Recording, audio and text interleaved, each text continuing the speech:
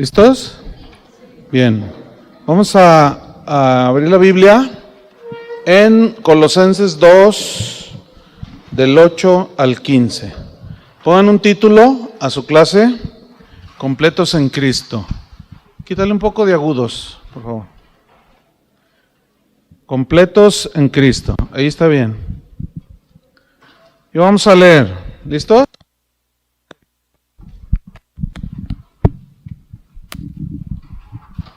Dice así: mirad que nadie os engañe por medio de filosofías y huecas sutilezas, según las tradiciones de los hombres, conforme a los rudimentos del mundo y no según Cristo, porque en él habita corporalmente toda la plenitud de la deidad, y vosotros estáis completos en él, que es la cabeza de todo principado y potestad. En él también fuisteis circuncidados con circuncisión no hecha a mano, al echar de vosotros el cuerpo pecaminoso carnal en la circuncisión de Cristo, sepultados con él en el bautismo, en el cual fuisteis también resucitados con él, mediante la fe en el poder de Dios que le levantó de los muertos. Y a vosotros, estando muertos en pecados y en la incircuncisión de vuestra carne, os dio vida juntamente con él, perdonándoos todos los pecados, anulando el acta de los decretos que había contra nosotros, que nos era contraria, quitándola del medio y clavándola en la cruz. Y despojando a los principados y a las potestades, los exhibió públicamente, triunfando sobre ellos en la cruz. El versículo 10, donde dice, y vosotros estáis completos en él. Este es uno de los textos más poderosos de la Biblia, más contundentes, ¿sí? En cuanto a que el Cristo, Dios encarnado, posee los atributos del Padre, que son omnisciencia, omnipresencia, omnipotencia. Y si Cristo es Dios y posee los atributos del Padre, entonces nosotros estamos completos en él, no falta nada, no nos faltó nada.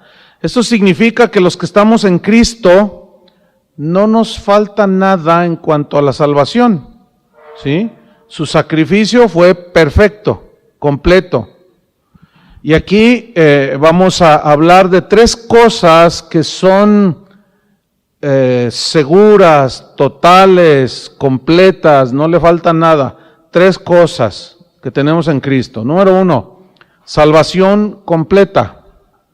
O sea, no fue a medias, es completa, salvación completa. Número 2, perdón completo. Número 3, victoria completa. Entonces vamos a ver a cada una de estas tres cosas: salvación, perdón y victoria completa. La número 1, salvación completa. Esta fue por gracia, ya lo sabemos, ¿verdad? Y es irreversible. ¿Qué quiere decir irreversible? Que no puede volver atrás, ¿sí? Algo que es irreversible ya no puede volver atrás, es imposible, ¿sí? Recordemos que la circuncisión en la carne era señal de pertenencia del pueblo de Dios, que comenzó con Abraham, ¿se acuerdan? Que le dijo, circuncidarás a todo varón, la circuncisión. Después siguió hasta Moisés, el rito de la circuncisión, y continuó hasta el tiempo de Jesús. Inclusive Jesús fue circuncidado, así decía la ley, como signo del que era un pueblo de Dios. Pero algunos judíos a través de los años llegaron a creer erróneamente que solamente por la circuncisión podían ellos obtener la salvación. Algunos cristianos creen erróneamente, por otra parte, que el bautismo es el que salva, pero los dos conceptos son erróneos, ¿sí? Los ritos no pueden salvar. La circuncisión era un ritual, el bautismo es un ritual también, ¿sí? Que ya hablaremos un poco más. En Romanos 9:6 al 8, nos dice de esto, dice, no que la palabra de Dios haya fallado en cuanto a que Israel es el pueblo de Dios, porque no todos los que descienden de Israel son israelitas, ni por ser descendientes de Abraham son todos hijos. Ahí está, ¿ven? Sino, y alude a la promesa de Génesis, en Isaac te será llamada descendencia. Esto es, no los que son hijos según la carne, o según el linaje judío, raza judía, son los hijos de Dios, sino que los que son hijos según la promesa son contados como descendencia. Ahora, ¿cómo era la promesa? Era de fe. ¿Entienden? Creyó Dios a Abraham y le fue contado por justicia. Entonces, erróneamente al paso de los años, los judíos, algunos llegaron a creer que por el solo hecho de circuncidarse, ellos ya formaban parte, eran hijos de Dios, y es un error completo. En Deuteronomio 10, versículo 16, nos comienza a hablar aún, fíjense, de una manera escondida, una sombra, de que la verdadera circuncisión es la del corazón, ¿sí? Dice el Deuteronomio 10:16, dice, circuncidad pues el prepucio de vuestro corazón. Está hablando en términos espirituales, ¿no es cierto? Y ahí estaban regidos por la ley. O sea, Dios dejaba ver que la intención de Dios era cambiar el corazón, y los rituales no pueden cambiar el corazón de la gente, ¿sí? Lo mismo hizo Jesús. Él siempre enfatizó en el corazón del hombre. Jamás Jesús ni los apóstoles dejaron en entredicho que un rito salva a alguien. No, para nada. Vamos a Romanos 4:9. Primero Romanos 2:28 y 29. Romanos 2:28 y 29. Fíjate aquí lo que dice. Pues no es judío el que lo es exteriormente, o sea, por la circuncisión en la carne. Ese no es el verdadero judío, dice Pablo. Dice, ni es la circuncisión la que se hace exteriormente en la carne, ¿no? Sino que es judío el que lo es, ¿dónde? En lo interior. Y la circuncisión es la del corazón. Ahí está. En espíritu, no en letra, o sea, no por la ley, ¿sí? La alabanza del cual no viene de los hombres, sino de Dios. Ahora, vamos a Romanos 4, versículo 9 al 12. Romanos 4, 9 al 12. Está hablando de la promesa de salvación que es por fe. Dice, es pues, Romanos 8, 4, 9 de Romanos, es pues esta bienaventuranza solamente para los de la circuncisión, o sea, la promesa de salvación por fe, o también para los de la incircuncisión. Dice, porque decimos que a Abraham le fue contada la fe por justicia. Y luego hace una reflexión muy interesante Pablo, dice, ¿cómo pues le fue contada? A ver, vamos a ver. ¿Estando en la circuncisión o en la incircuncisión? Dice, no en la circuncisión, todavía no existía la ley, sino en la incircuncisión. ¿Están captando?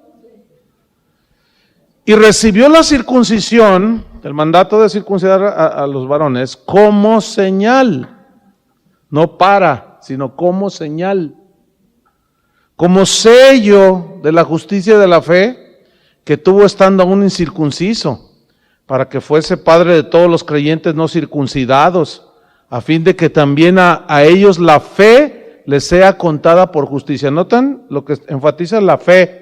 Les sea contada por justicia y no el ritual. ¿Sí?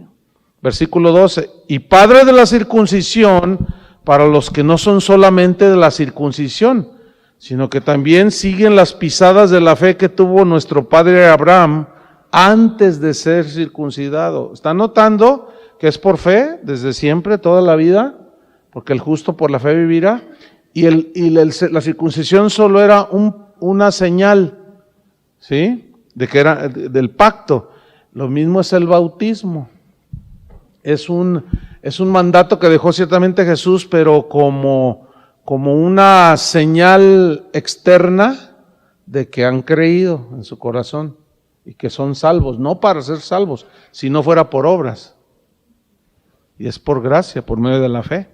Ahora volvamos a Colosenses 2:11. Dice, en Él, o sea, en Cristo también fuisteis circuncidados con circuncisión no hecha a mano. Entonces está hablando netamente espiritual, ¿cierto? Es decir, que el rito de la circuncisión o cualquier otro ritual, el que tú quieras, los que están en Cristo o para los que están en Cristo, los rituales son totalmente inútiles en cuanto a la salvación y en general para todas las personas. ¿Por qué? Porque Cristo nos circuncidó el corazón, ¿entienden? Y nacimos de nuevo y nos dio un corazón nuevo. Entonces, vuelvo al versículo 11. En Él también fuisteis circuncidados con circuncisión no hecha a mano, al echar de vosotros el cuerpo pecaminoso carnal en la circuncisión de Cristo. Aquí circuncisión de Cristo se refiere a su muerte, ¿sí? Algunas versiones ya lo traen mejor traducido. ¿Qué significa echar de vosotros el cuerpo pecaminoso carnal? Significa que al creer en Cristo nos dio una nueva naturaleza, y esa nueva naturaleza que ahora tenemos tiene el poder para ya no ser esclavos del pecado. Esa nueva naturaleza que nos puso ya tiene la capacidad de obedecer a Dios, ¿entienden? ¿Por qué? Porque es un corazón nuevo, y ahí es donde Dios escribirá sus leyes en sus corazones, ¿sí? Por eso 2 Corintios 5:17 nos dice, si alguno está en Cristo, nueva criatura es. ¿Ah? Las cosas viejas pasaron, he aquí todas son hechas nuevas. Entonces estamos hablando ya de un nacer de nuevo, de una nueva creación. 2 Corintios 5:17 leí. Entonces, según Colosenses 2:11, morimos con Cristo, ¿sí? Morimos con Cristo, morimos al pecado en la muerte de Cristo cuando creemos. ¿Y qué se hace con un muerto? Se le sepulta, ¿no? Y fíjense el versículo 12. Aquí está el propósito del bautismo, que es un simbolismo, ¿sí? Colosenses 2:12. Aquí está. Cuando morimos con Cristo, ¿qué somos? Versículo 12. Sepultados con Él en el bautismo, o por medio del símbolo del bautismo, ¿sí? En el cual también fuisteis resucitados con Él. O sea, cuando te sumergieron en el agua, enterraron a tu viejo hombre pecaminoso, ¿sí? Y cuando te levantaron, fíjate que tú no hiciste nada, tú nada más fuiste dirigido ahí en el bautismo. Y cuando te emergen, ¿simboliza qué? Resurrección, ¿sí? Es simbología, pero el solo hecho del bautismo no tiene poder alguno para salvar a nadie, porque entonces, repito, sería por obras, y la salvación es por fe. Nada más es como una señal, como era lo de la circuncisión, ¿sí? Entonces, el bautismo es igual en ese sentido que la circuncisión, solo fue una señal externa que tuvo Abraham, ¿sí? Así igual el bautismo es una señal externa, una evidencia externa de haber creído en Cristo. Marcos 16:15 y 16, Marcos 16:15 y 16 dice, y les dijo, vas a tener que cambiar luego este cable, Claudia, porque está fallando de aquí. Dice, y les dijo en Marcos 16:15 y 16, id por todo el mundo y predicad el evangelio a toda criatura. Dice, el que creyere, fíjate el paso número 1, El paso número 1 que es predicar, ¿sí? Lo que viene, lo que puede surgir en los que oyen solamente son dos cosas, creer o no creer, ¿cierto? Ahora, dice, el que creyere, ese es el requisito primordial para ser salvo, porque es por fe. Y fuere bautizado será salvo, mas el que no creyere será condenado. Aquí el problema con este versículo es que los que lo interpretan como que el bautismo es necesario para la salvación es porque como lo leen junto, ¿sí? Está junto ahí, deducen equivocadamente que el que creyere, o sea, ya creyeron, pero para que sea salvo tienen que bautizarlo y no. No, porque lo que se ve en la Biblia, cuando Felipe, por ejemplo, bautizó al eunuco, ¿se acuerdan? El mismo eunuco le dijo, bueno, pues algo, ahí hay agua, ¿qué impide, no? ¿Has creído? Si has creído bien puedes. Entonces sí, como señal externa, pero no para ser salvos. Ese es una mala interpretación. Ahora, volvemos al Colosenses 2:12 para seguir viendo cómo es que se da esto. Dice, sepultados con él en el bautismo, en el cual fuisteis también resucitados con él, mediante la fe. ¿Ven cómo es un acto de fe otra vez? ¿Fe en qué? En el poder de Dios que le levantó de los muertos. Entonces, el creer en la muerte y resurrección de Cristo nos aseguraron salvación completa, sin rituales inútiles, solo es mediante la fe. ¿Sí? Ahora, ¿puede alguien bautizarse y no ser salvo? Sí, por supuesto. Hay gente que oye que va a haber bautismos o hay razones, ¿no? Pero todavía no nacen de nuevo. Y dicen, pues yo me voy a bautizar. Hay otros que dicen, yo no soy digno de bautizarme, no inventes. ¿Cómo si no es... ¿Cómo que no soy digno para bautizarme? Se oye hasta raro, ¿no? Pues es que no es porque, eres muy digno, ven para bautizarte. No, ese concepto está bien alejadísimo. Se bautiza porque has nacido de nuevo y has creído. Y el bautismo es sepultar al muerto y decir, yo ya no voy a vivir para el pecado. ¿Sí? Aunque seguimos luchando con el pecado. Romanos 10:9. Mira cómo dice aquí, que también es un texto muy mal interpretado. Dice Romanos 10:9, que si confesares con tu boca que Jesús es el Señor y creyeres en tu corazón que Dios le levantó de los muertos, serás salvo. Mira, yo les voy a hacer una pregunta. ¿Qué es lo que salva? ¿El arrepentimiento? ¿La fe? ¿Te lleva la gracia por fe? Te lleva a creer y por gracia eres salvo, ¿no? ¿Sí? Ahora, ¿qué es lo que te salva? ¿La confesión o el creer? Y ahí es el gran error de muchos. Mira, tú confiésalo, tú di, yo soy de Cristo. No, fíjense el versículo 10. Porque con el corazón, ¿qué? Se cree para ser juzgado. Eso es lo que significa. Pero con la boca se confiesa para salvación. El problema es la traducción. O sea, aparenta como que entonces para yo ser salvo tengo que confesar. Y no es así, porque entonces ese es el problema del idioma español, que no tiene muchos elementos, es muy limitado. Y el griego en el que se escribió el Nuevo Testamento, pues es un lenguaje muy, muy amplio. Hoy las versiones modernas, Dios habla hoy, la Biblia en lenguaje sencillo, nos dan muchísima más luz en textos como este, ¿sí? Que aparentan como decir que con la boca se confiesa para salvación. Ok, miren, analizamos el versículo 10. Con el corazón se cree para justicia. Ese es el concepto de toda la Biblia. Con el corazón se cree. ¿Para qué? Para ser justificado de tus pecados. Pero con la boca, ¿qué hace uno que verdaderamente ha nacido de nuevo? Pues confiesa a Jesús, porque nadie puede llamar a Jesús Señor, sino por el Espíritu.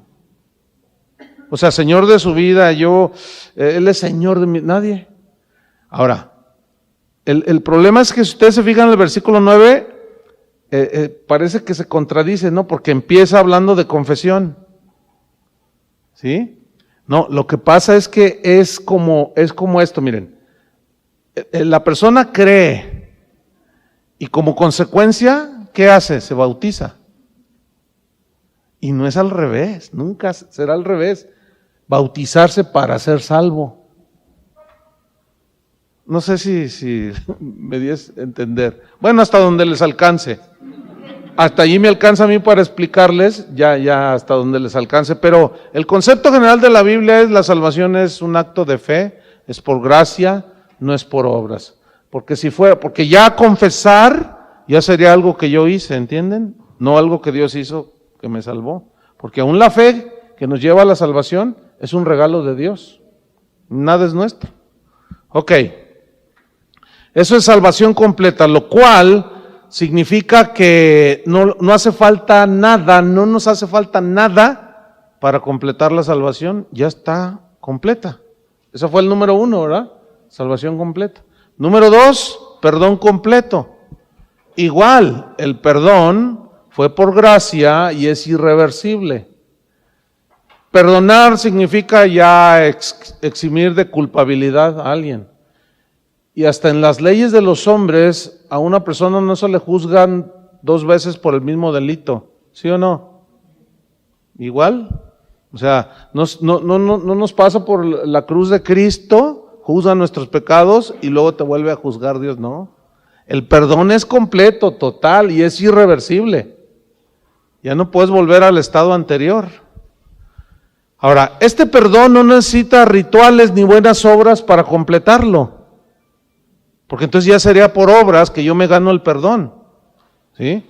El perdón de Dios es la doctrina más consoladora, más reconfortante, más maravillosa que las Escrituras nos revelan y que un pecador arrepentido puede recibir. Ese es lo más reconfortante y consolador, que todos mis pecados son perdonados y borrados por Dios.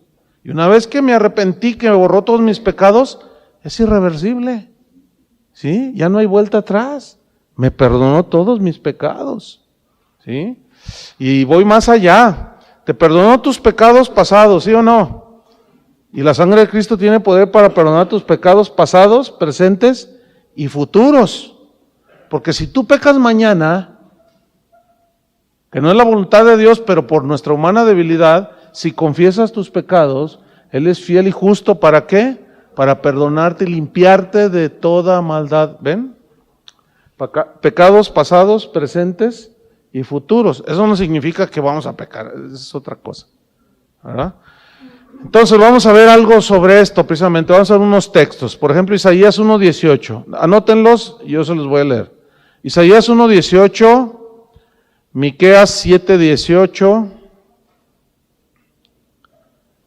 Miqueas 7:18, Hechos 13:38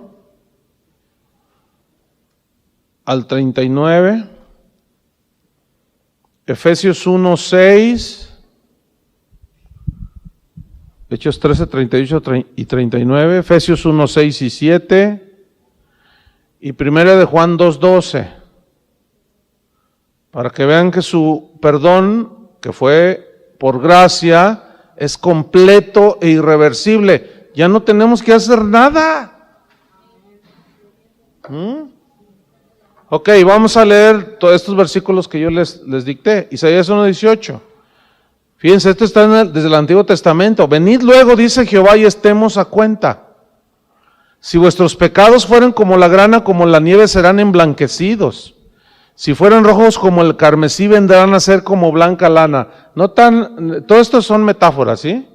Notan cómo el Señor habla de si fueran rojos, negros. Yo voy a emblanquecer. La blancura, lo blanco es símbolo de pureza, de limpieza, ¿sí? Miqueas 7:18. Dice así: ¿qué Dios como tú que perdona la maldad? Acuérdense que todo pecado es esencialmente contra Dios. ¿Qué Dios que perdona la maldad? y olvida el pecado del remanente de su heredad. No retuvo para siempre su enojo, porque se deleita en misericordia.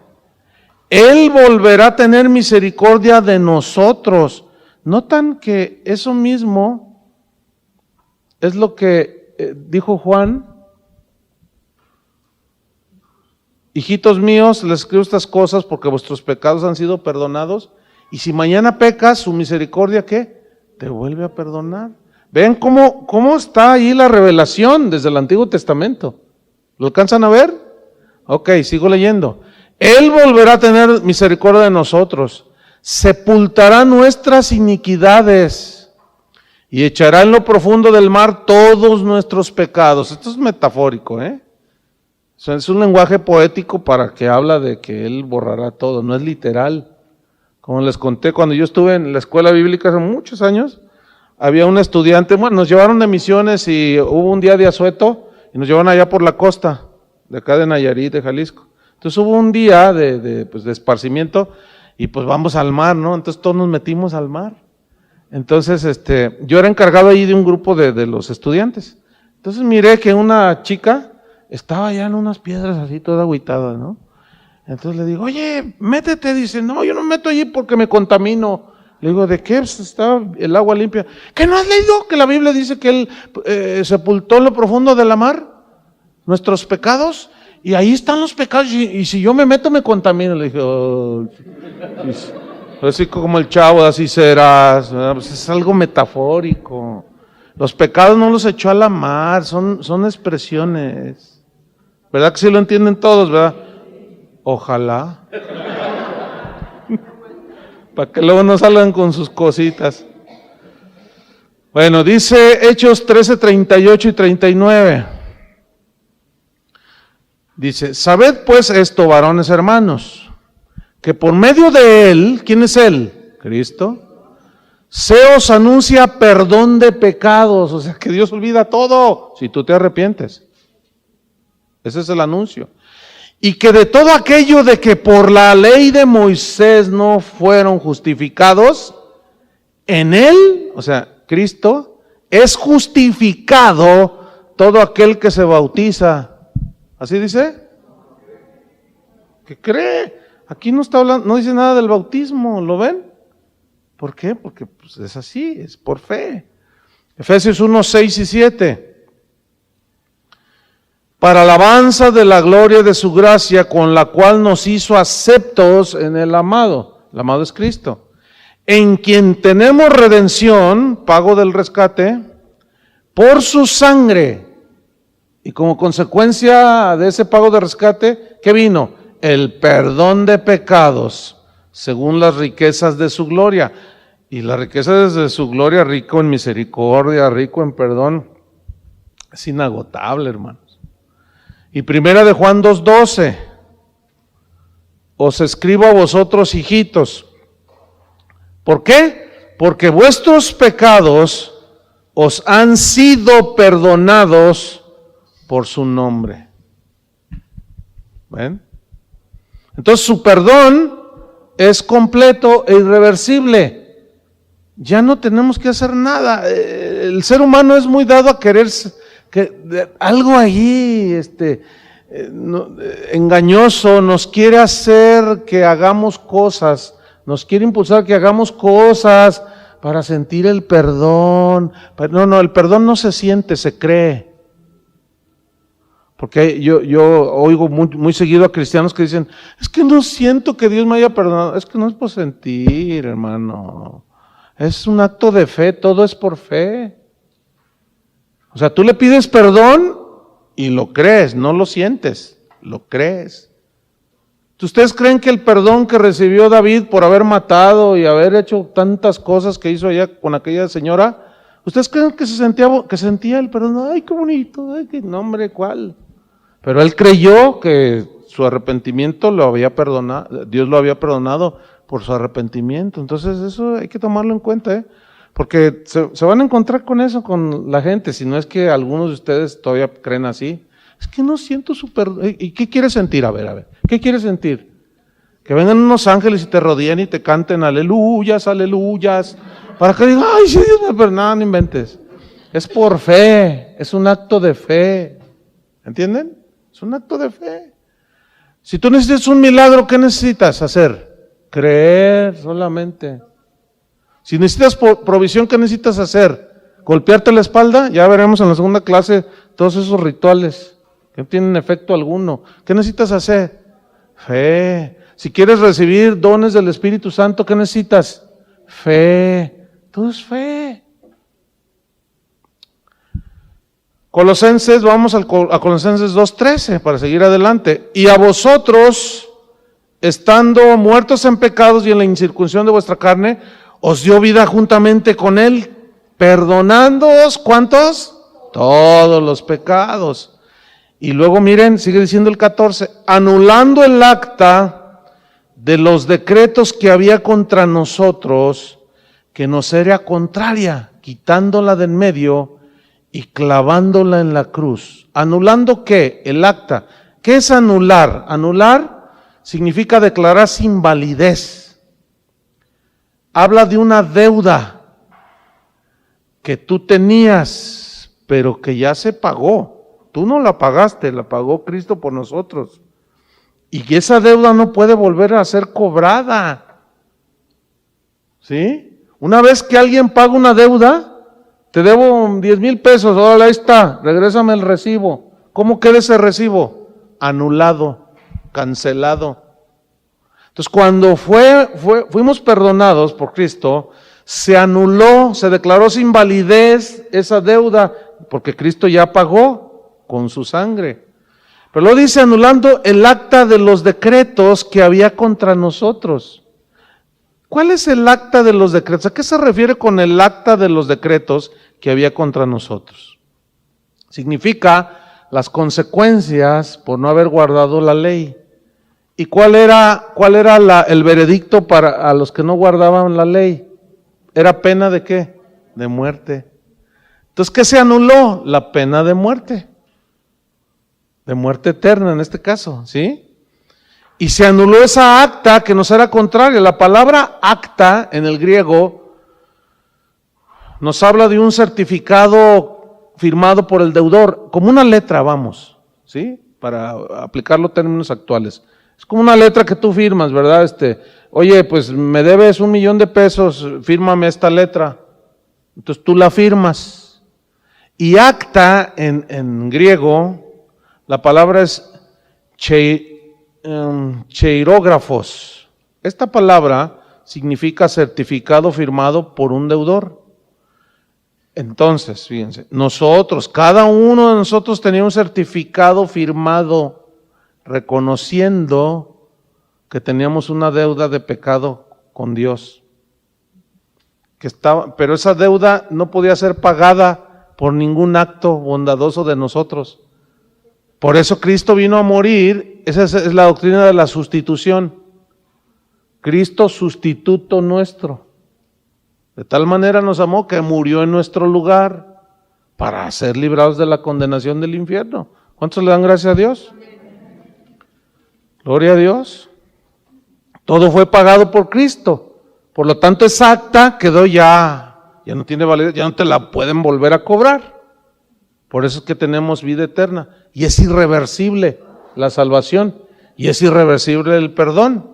Entonces, esa acta fue anulada, esa acta que había contra nosotros, que nos era contraria, ahí está, sigo leyendo en el versículo 14, esa acta nos era contraria, nos condenaba, teníamos que pagar, pero como era impagable, tuvo que ser pagada por Cristo.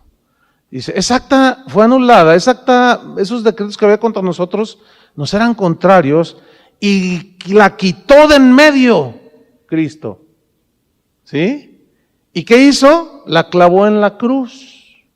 La palabra quitándola de en medio y clavándola en la cruz, quitándola en el griego es bien tremendo porque significa borrar todo. ¿Qué hizo? Borró todo. En otras palabras, la letra de cambio quedó en blanco, ya no tiene firma tuya, se borró. ¿De quién es esta letra? Sabe. está en blanco, no pertenece a nadie. Y cada uno de nosotros teníamos esa letra firmada por nuestras obras pecaminosas, ¿sí? Entonces la borra el Señor, la quitó, y esta acta está en blanco. Y esa acta fue clavada en la cruz. Eso es lo que está diciendo, mostrando que tu deuda fue saldada. ¿Qué tal? Tremendo, ¿no? Y número 3, ¿cuál fue? Salvación completa, perdón completo y victoria completa. Y es igual, la victoria es por gracia, no nos la ganamos nosotros, ¿sí? Y también es irreversible. O sea, no es como las Chivas que pierden, lo ganan y lo pierden y ahorita están en último lugar, como ustedes sabrán, ¿verdad? No, con nosotros no. Es victoria sí o sí. Es irreversible la victoria. No andamos Pablo dice, andamos de victoria en victoria, de gloria en gloria. Él nos da siempre la victoria en Cristo Jesús. ¿Por qué? ¿Nos la ganamos? No. Nos podemos tropezar y aún el Señor nos levanta y sigues de pie. Ok, victoria completa. Sigo en Colosenses 2:14. Anulando el acta de los decretos que había contra nosotros, que nos era contraria, quitándola de en medio y clavándola en la cruz. Versículo 15, aquí está, miren. Y despojando a los principados y a las potestades, los exhibió públicamente, triunfando sobre ellos en la cruz. Ok, ¿de quién está hablando? Primeramente, vamos a tomar la palabra despojando. Despojar en el griego significa quitar el poder, ¿sí? Ahora, ¿de quiénes está hablando que les quitó el poder? A los principados y a las potestades. ¿Sí? Ahí nos lo dice. Despojando, les quitó el poder a los principados y a las potestades, que son los ángeles caídos, los demonios, Satanás mismo. Ya nos enseñorea de nosotros, ¿cierto? Ahí anda haciendo de las suyas, queriéndonos hacer tropezar. Pero los que somos hijos de Dios, podemos caer, pero Dios nos vuelve a levantar. Su sangre sigue siendo tan poderosa que nos vuelve a borrar todo. Entonces dice que despojando, les quitó el poder y los exhibió públicamente. Esta frase, exhibir públicamente, significa exhibir a los vencidos. Y esta es una frase que se entiende más en el contexto de aquellos tiempos, en las batallas en la antigüedad, cuando el ejército vencedor, probablemente lo habrán visto en algunas películas, como El Gladiador y otras, esas eran prácticas de esos tiempos, ¿no? Que los vencidos eran exhibidos como trofeos. Ellos iban adelante del ejército, todos encadenados. Y atrás venía, ¿verdad? O presidiendo el general, sí, todos los soldados y toda la gente los vitoreaba. Y el botín, todos los prisioneros venían, ¿sí? Y a veces iban los reyes o los generales que eran apresados y ellos eran exhibidos como trofeos. Entonces el pueblo los abucheaba, ¿sí? Venían así todos derrotados, el ejército vencido, y todos heridos y todos encadenados, y luego venía el ejército triunfador. A veces era al revés.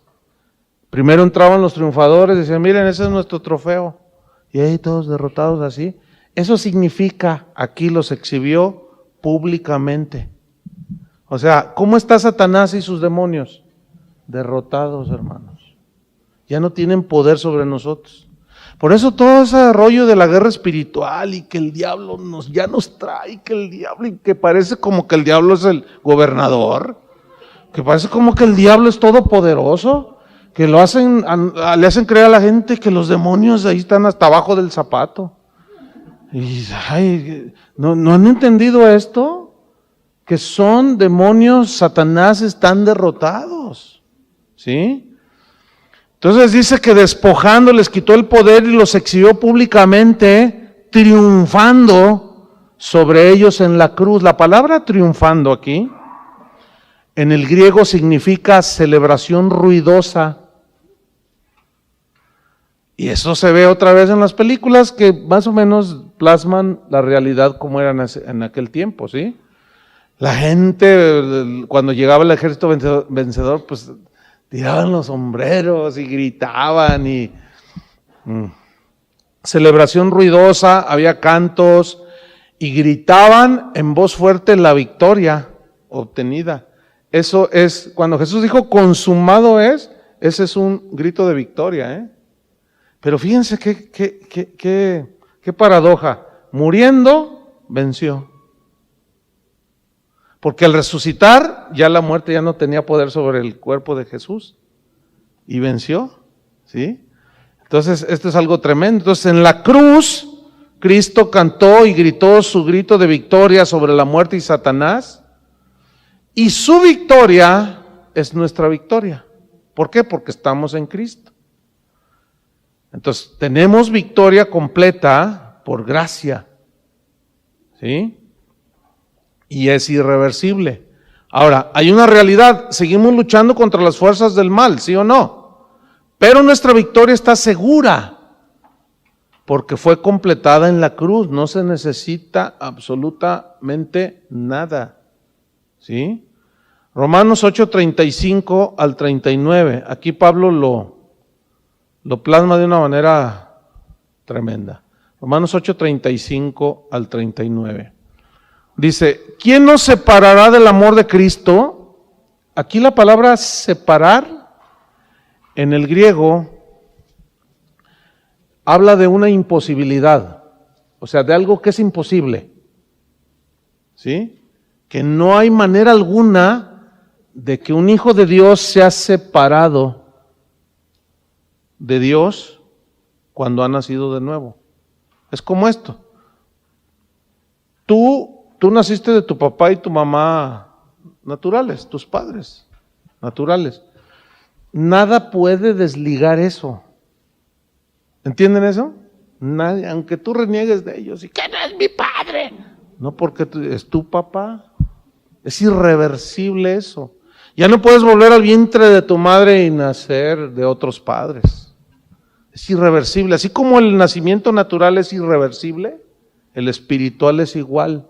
Jesús dijo, el nacido de la carne es, hablando del nacimiento natural, el nacido del espíritu, lo que es nacido del espíritu, espíritu es.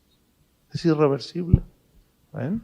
Entonces dice, ¿quién nos separará del amor de Cristo? Que es una imposibilidad. Y Pablo da una lista bastante grande, ¿no? De las posibles causas que separaran, que pudieran separar a un cristiano de Dios, pero que la misma palabra separará, repito en el griego, habla de una imposibilidad, es imposible. Entonces dice, son preguntas retóricas, ¿sí? Dice, ¿quién nos separará del amor de Cristo? ¿Tribulación? Pues la respuesta es no. ¿O angustia? Pues no. ¿O persecución? ¿O hambre? ¿O desnudez? ¿O peligros?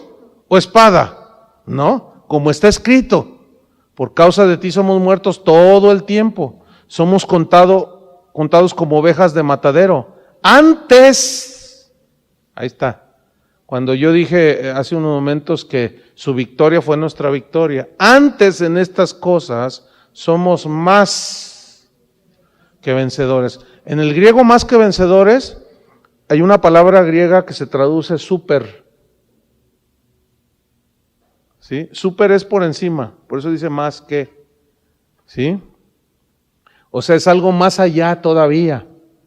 ¿Ah? Somos super, ¿qué? Vencedores. Antes en todas estas cosas que acaba de nombrar, tribulación, angustia, etcétera, somos más que vencedores. Ahora, ¿esa victoria nosotros nos la ganamos? No, porque cuando entramos en Cristo por medio de la fe y el arrepentimiento y lavamos nuestros pecados, en ese momento, nosotros, la victoria de Jesús que ganó en la cruz, se hace una realidad en nosotros.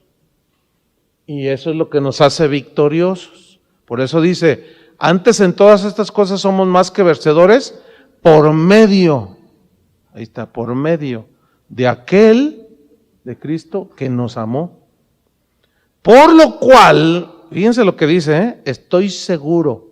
Esa frase estoy seguro, igual, en el griego significa no hay una mínima duda. No cabe una mínima duda. Por eso Pablo oraba por los colosenses que supieran, que Dios les diera revelación, entendimiento, en el conocimiento de su voluntad y que entendieran cuáles eran las riquezas de su gracia. Por eso Pablo hablaba así. Por lo cual estoy seguro, no tengo la menor duda, que ni la muerte, y comienza con el enemigo más ¿cómo se dice? Más temido, sí, está bien, con el enemigo más implacable, o sea, la muerte. Todos morimos físicamente, pero en el caso de nosotros seremos resucitados, ¿sí? Por eso dice, estoy seguro que ni la muerte, y empieza por eso, ni la vida, o cualquier cosa que nos suceda mientras vivimos, no, y luego dice, ni ángeles. ¿Por qué? Porque Pablo sabía que ya los había despojado en la cruz, ¿sí? Ni principados, ni potestades, ni lo presente, o sea, lo que esté viviendo ahora, ni lo que vaya a vivir mañana, nada, ni lo alto, ¿sí? Ni lo profundo, ni ninguna otra cosa creada nos podrá separar, y es la misma palabra del versículo 35, ¿quién nos separará? Nada nos podrá separar, es una imposibilidad. No existe la mínima posibilidad de que algo nos separe del amor de Dios que es en Cristo Jesús, Señor nuestro. Ahí está. Por eso Pablo dijo, estamos completos